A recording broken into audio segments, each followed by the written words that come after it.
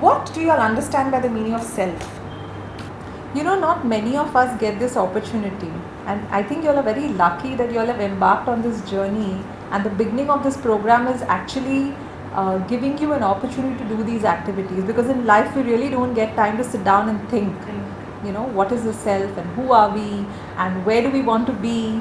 And also, this entire program, beginning from this workshop, you know, we're going to be actually helping you bring out your identity through your work. You know, that's what creating signature styles is all about. Okay, signature styles in your designs is one thing, but if you really stick to what you're learning here, you can actually develop signature lifestyles. I look at self from the three perspectives. I look at internal, external and spiritual. Okay, today we are going to focus on internal. Okay, the first thing that we're going to do is we're going to find out the start point or who we are. Now, how are we going to do these things? We're going to use a couple of psychometric tests and personality tests. This is Myers-Briggs type indicator. What happens in this personality test is you will actually come out as one of the 16 personality types that it has.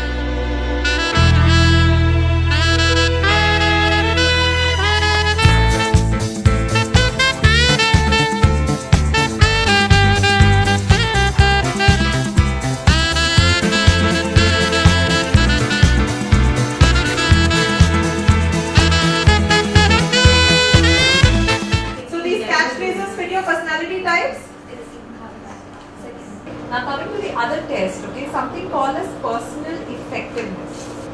A, it gives you an idea what is your effectiveness scale, and 2, it also tells you how people perceive you. Okay, now this is a little tricky, so listen very carefully how to do scoring. This particular concept, okay, is based on a theory called Johari window concept. Have you heard of it? Anybody heard of it? Okay. Johari window concept is again to do with personal relationships, your intercommunication styles, your interpersonal styles. Okay, we'll start with knowing our values. We've got a list of values here, which are also along with their definitions. What you need to do is go through these values, okay? Categorize your values here. The first one is what? Always you value it. Second one is often value. The third one is there you can put the maximum number of values. Have you thought of an animal? Okay. Now, everybody get up and come out. Arrange yourself in the order of the size of the animal without speaking to each other. You have to communicate with each other using sign language or noise of what the animal makes or whatever.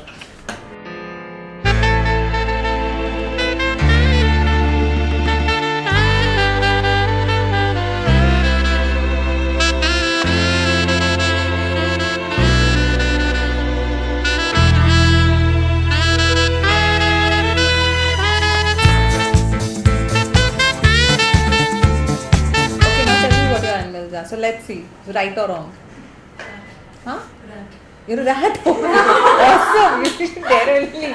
Okay, what are you? Rabbit. Okay. A jaguar. Okay. Tiger. Okay. Zebra. I took cow. Okay.